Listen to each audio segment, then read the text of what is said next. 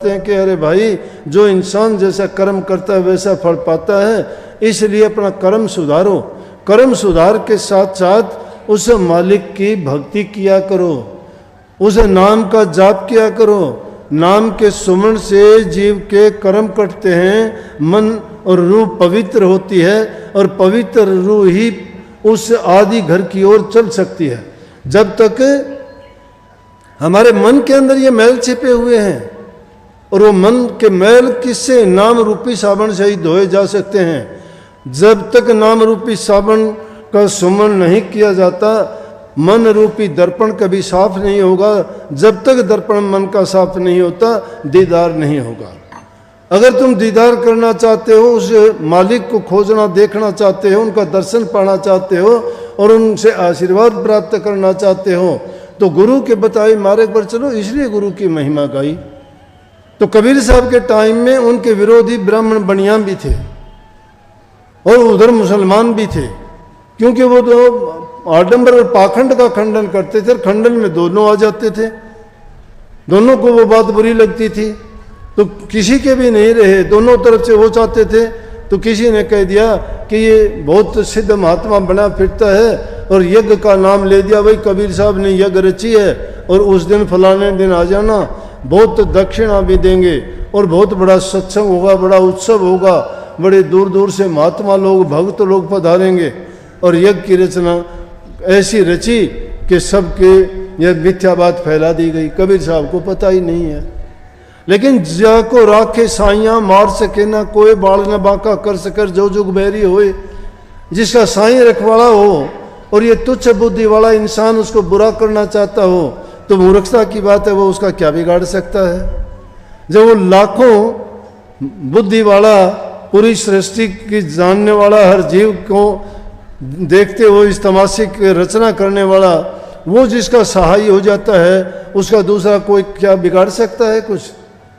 कुछ नहीं कर सकता। लेकिन हम में कमी है कि हम उसके हो ही नहीं पाते। हम तो अपने बनते हैं। अपने क्यों बनते हैं? कि अपने भी बनावटी बनते हैं, दिखावटी बनते हैं। मन नहीं सजाते, शरीर को सजाते हैं। झूठ कपट की बातों से अपना दिखावा करते हैं। अंदर की मन की शुद्धता और पवित्रता हम में आती नहीं है। जब तक मन पवित्र नहीं है तो बाहर हम अच्छे कैसे बन सकते हैं? रुई में लपेटे हुए आग कभी छिपी नहीं रह सकती है। जब वो रुई जलेगी, धुआं निकलेगा, जला के अंदर से खोखला होके एक दिन निकल आएगी बाहर।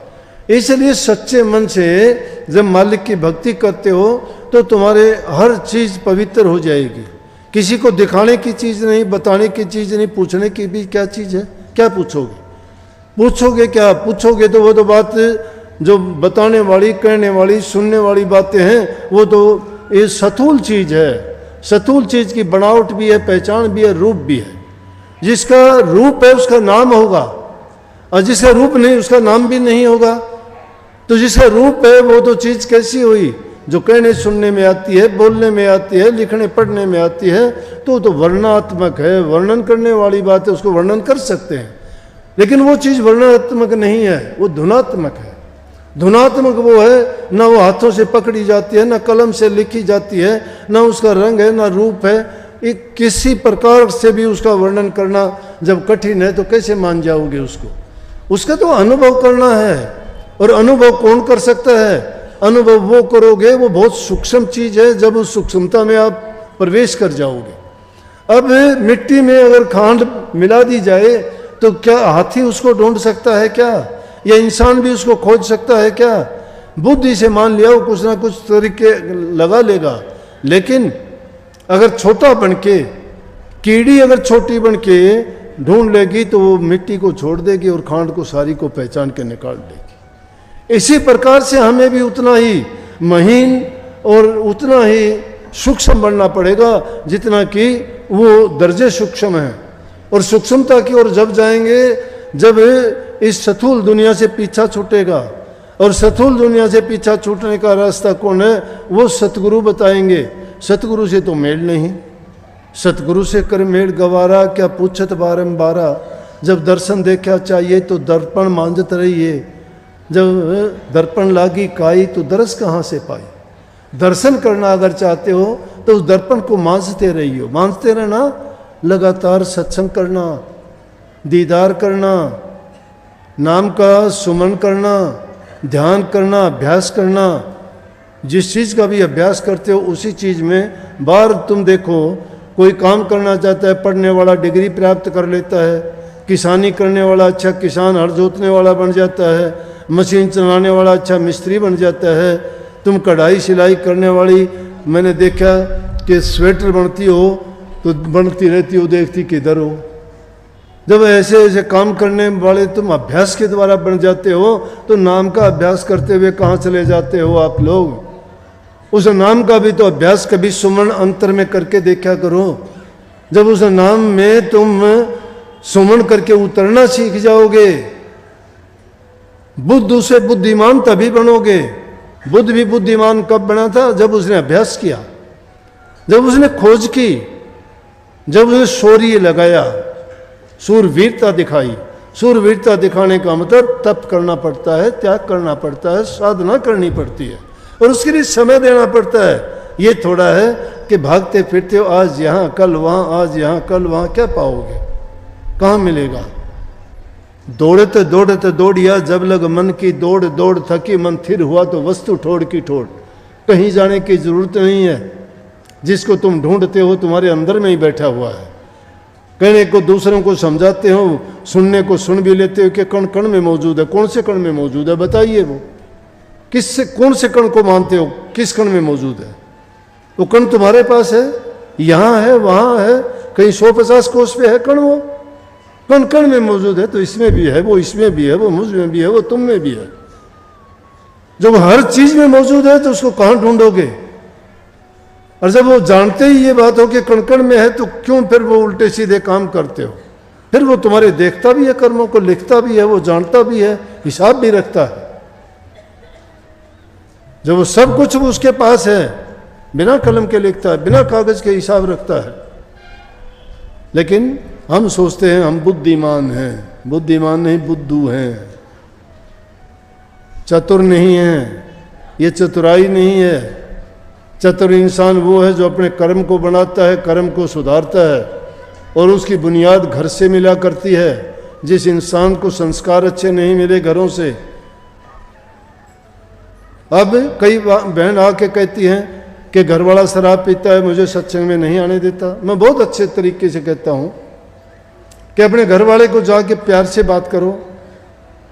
तुम वो जो कहता है उसका विरोध ना करो, उसकी बात अच्छी तरह से गौर से सुन के उसको शांति से कहो कि आपने जो कह लिया हो तो मेरी बात सुनो। क्योंकि जो खुद आदमी उल्टे काम करता है, वो सुलटे काम करने वाला उसको अच्छा नहीं लगता। खुद जो शराब पी के आता है, तुम कहते हो मैं सत्संग में जाके आती हूँ, उसको कैसे अच्छा लगेगा? एक पूर्व को जाता है, एक पश्चिम को जाता है, इसलिए विरोध हो गया तुम्हारा। तो उसको कैसे समझाओ? अगर वो ठीक भी है, कई लोग कहते हैं हम कोई बुरा नहीं करते, पाप नहीं करते, हमें सत्संग की क्या जरूरत है? देख लिया हमने गुरु सारे एक जैसे हैं। अरे मानते हैं गुरु एक जैसे नहीं हैं। एक जैसे तो तुम्हारे घर के परिवार के लोग भी नहीं हैं। एक बुरा इंसान होने से सब बुरे थोड़े हो जाते हैं। उंगलियां भी सब बराबर नहीं हैं, सबके चेहरे ही एक जैसे नहीं बनाए परमात्मा ने। एक ही माँ के पेट से पैदा होने वालों के अलग अलग नाक, आंख, दांत, शरीर अलग अलग बना दिए। एक जैसे नहीं है कोई भी। लेकिन ये मूर्खता की बात है। अगर सोचते हो तो इंसान बुराइयां ढूंढता है, अच्छा ही नहीं खोजता। तो अपने घर वालों को ये समझाया करो कि मैं जहां जाती हूं आप चल के देखो।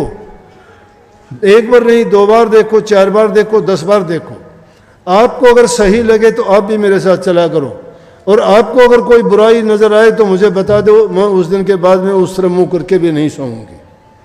लेकिन ये बात आपके और मेरे बीच में रहे और सत्य के अपने पूरे सच्चाई के साथ इस चीज को, ये नहीं कि कुछ देखने के बाद भी जो आंख बंद करके आदमी बुराई में लग जाए। नहीं, स्पष्ट और सीधी बात कहनी चाहिए, सच्चाई की बात बोलनी चाहिए।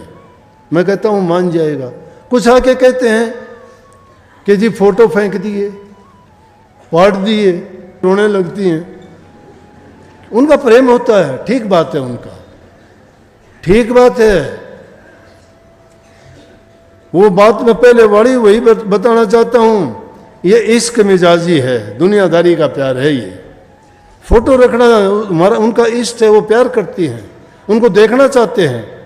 चेला हो चाहे चेली हो, सभी चाहते हैं। प्यार है ये, जिसका प्यार है वो उसको रखना चाहता है, हृदय में रखना चाहता है। तो मैं उनको सीधी बात कहता हूँ, देखो फोटो रखना बहुत जरूरी है, जिसका प्यार होगा रखेगा। सत्संगियों की असल पहचान मैं बताता हूँ, मैं घर जाते ही देख लेता हूँ। जिनके घरों में एक अपने काफ़ी ऐसे प्रेमी हैं, आप देखोगे हैरान रह जाओगे कि उनके घरों में जाके देखोगे कि फोटोओं से घर यूं भरा हुआ है, दूसरा किसी का फोटो नहीं, अपने घर वालों के भी नहीं उनके, लेकिन गुरुओं के महात्माओं के फोटो, औरों के नहीं, हमारे ही हैं। और कई दुष्टों का जाके देखो, उनका तो कोरी दीवार पड़ी है, देखने भी काम को नहीं। भाई क्या के सत्संगी है, बड़े इश्क मिजाजी होया उनका, तो इश्क हकीकी कहाँ से हो जाएगा उनके पास। तो मैं उनको ये कहा करता हूँ, काफ़ी लड़की ऐसी, भाई कोई दुष्ट आदमी होगा और ऐसी बात हो भी जाती है तो आप एक काम किया करो कि देखो बाहर का कागज़ है वो नहीं फेंकेगा तो कल न गलिया पाछा तो खुद भी फेंकेगी उस कागज़ ने, बरसात में भीग जाएगा, खराब हो जाएगा, फेंकोगे ना, करना ही पड़ेगा कुछ ना कुछ। तो यहाँ नहीं तो कहते गंगा जमुना में फेंकोगे। अरे वो फोटो तुम हृदय में क्यों नहीं रख लेते? ना कोई उसको फेंक सकता, ना जला सकता, ना तोड़ सकता, ना तुमने कुछ भी, जब झांके जब दर्शन कर लिए अंदर में। यही तो सच्ची भक्ति है, जिससे तुम्हारा इश्क है, प्रेम है, उसको अपने विचार में, अपने ख्याल में, अपने ध्यान में, अपने हृदय में, अपने मस्तिष्क में, अपने जीवन में ऐसा पक्का करके रखो, जहां देखो वहां तू ही तू है। उसको देखना ही चाहते हो तो तुम्हारे वो तो विचारों में छप चुका है, तुम्हारे हृदय की पुस्तक में हर पन्ने पे लिखा हुआ है। वो कौन मिटा देगा उसको? उसको नहीं मिटा सकता कोई भी, ना तुम्हारे से छीन सकता है, ना आलोचना कर सकता उसकी, कर लेने क्या करोगे।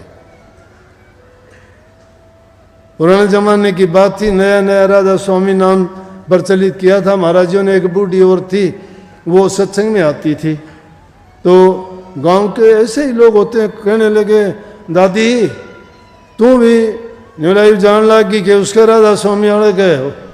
न्यूला कि क्यों? वो भी पक्की थी, बोले क्यों तेरा के भी रट दिया? न्यूला के ले है तो फिर के मिल गया बूढ़े। न्यूला मानांगे तेरा के ठेका है, और उन्होंने हाथ पर लिखवा रहा, न्यूला यो लिखवा रखा तेरा खसम बेट देने के करेगा। कहने का मतलब जो आदमी अपने हृदय में अंकित कर लेगा उसको कौन मेट देगा भाई? बात बड़ी सादी है। अरे तुम हृदय में ही तो नहीं रखते किसी चीज को, जब हृदय में रख लोगे तो किसी को दिखाने की, बताने की जरूरत नहीं है। यही सच्ची भक्ति है। बुराई किसी की करो ना, तुम्हारी करता है, करने दीजिए। थोड़े टाइम के बाद देखोगे ना, वो उसी के पास लौट के चली जाएगी, उसी का नाश करेगी वो। लेकिन तुम सच्चे होने चाहिए, किसी को हक नहीं है। खोटा मंदा कोई करता है वो खुद भरेगा, आप उस खोटा मंदा करने से बच जाइए, बल्कि उनकी तरफ दृष्टि भी ना करिए। दृष्टि क्यों ना करिए? जिस चीज़ पे दृष्टि डालोगे, जैसी चीज़ तुम देखना शुरू कर दोगे वैसी आदत बन जाएगी। बुराई देखने की आदत है तो बुराई देखने के लिए आंखें तुम्हारी ललायित रहेंगी हमेशा कि आज तो कुछ दिखाई नहीं दिया। अगर चुगली सुनने की, निंदा सुनने की इन कानों को जरूरत पड़ेगी तो पड़ोसनों के रोज द्वार खटखटाओगे, आज तो आई को नहीं। मैं देखती रही, आज तो के बात के बन काम हो गया था, मैं काम चली गई, आजा बैठाएंगे थोड़ी देर। वो थोड़ी देर बैठना, कान में इसी दवाई डाल के जाकर वो शांति से पानी नहीं पीने दे। इसलिए उन चीज़ों की तरफ कभी ध्यान ना दो, बुराई की तरफ ध्यान ना दो। अपनी ज्ञान इंद्रियों और कर्मेंद्रियों को शुभ कर्मों की ओर लगाओ, नेक कामों की सोचो। अपनी बुद्धि में बुरी चीज़ों का प्रवेश अगर करने दोगे तो वही ऐसी फसल बन के तैयार होगी जो तुम्हें बर्बाद कर देगी।